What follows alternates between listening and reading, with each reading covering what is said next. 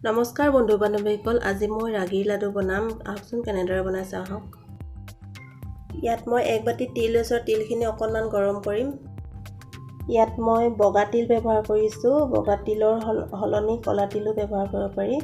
আৰু তিলখিনি ভাজোঁতে লৰাই থাকিম, নহ'লে একফালে জ্বলি যাবগৈ। লৰাই যেতিয়া তিলখিনি ফুটি আহিব আৰু ফুলি যাব আৰু সেইটো অৱস্থাতে নমাই থ'ম। এইখিনি হ'ল ৰাগিৰ আটা আৰু ৰাগি মই একেটা বাতিৰে 2 বাতি লৈছোঁ আৰু এতিয়া এইখিনি মই ভাজি থাকিম।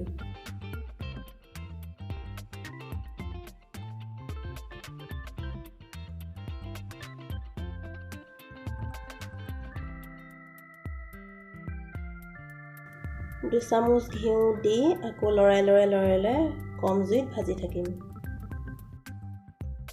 আটাখিনি ভাজি থাকোঁতে যেতিয়া ইয়াৰ পৰা গোন্ধ ওলাব, ধুনীয়া গোন্ধ ওলাব আৰু ৰংটো সলনি হ'ব আৰু তেনে অৱস্থাতে নমাই থ'ম।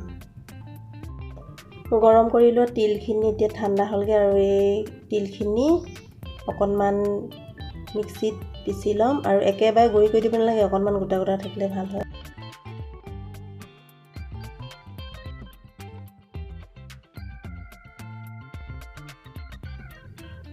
তিলখিনি এতিয়া পিচি হৈছে, ইয়াত মিক্স কৰি ল'ম। ইয়াত মই নাৰিকল এটা টুকুৰা কৰি এনেদৰে মিক্সিত দুভাগ কৰি পিচি ল'ম।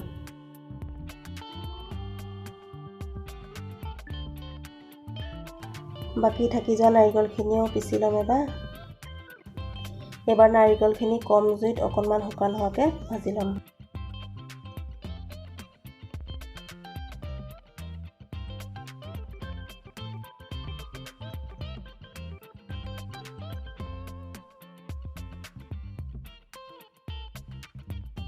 এইখিনি ভাজি হৈছে আৰু এখন থালিত নমাই থৈ দিম।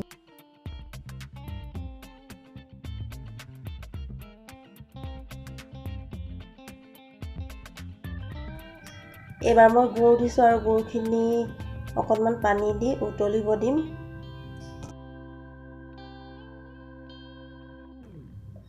আৰু গুড়খিনি মই লৰাই যাম আৰু মাজে মাজে ভাঙি যাম।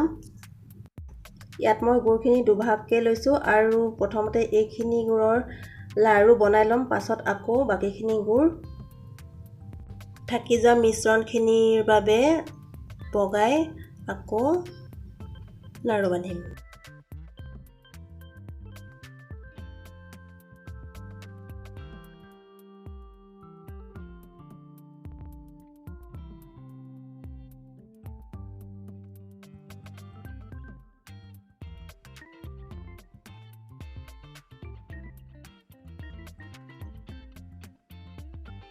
গুড়খিনি উতলিছে আৰু গুড়খিনি চেক কৰিবৰ কাৰণে এটা বাতিত ঠাণ্ডা পানী অকণমান লৈ আৰু তাত অকণমান গুড় দি পিনি চাম। গুড়খিনি যেতিয়া ইফালে লৰচৰ নহয় তেতিয়াই জানিম যে গুড়খিনি হৈছে।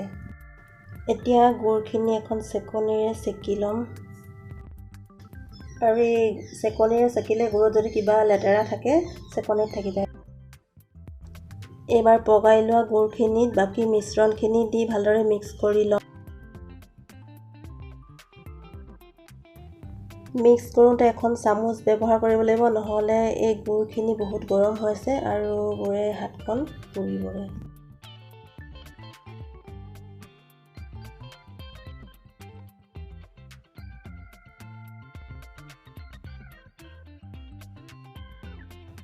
এইখিনি মিক্স কৰিছে আৰু অলপ দি দিছোঁ, আকৌ ভালদৰে মিক্স কৰি ল'ম।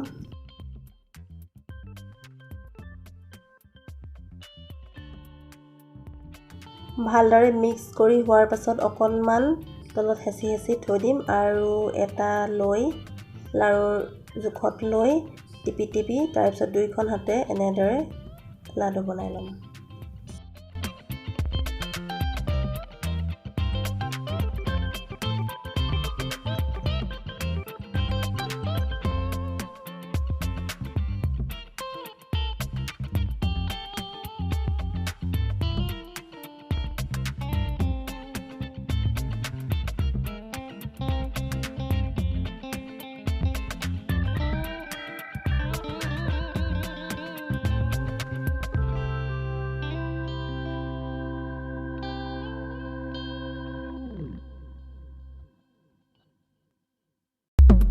অৱশেষত আমাৰ ৰাগীৰ লাডু ৰেডি।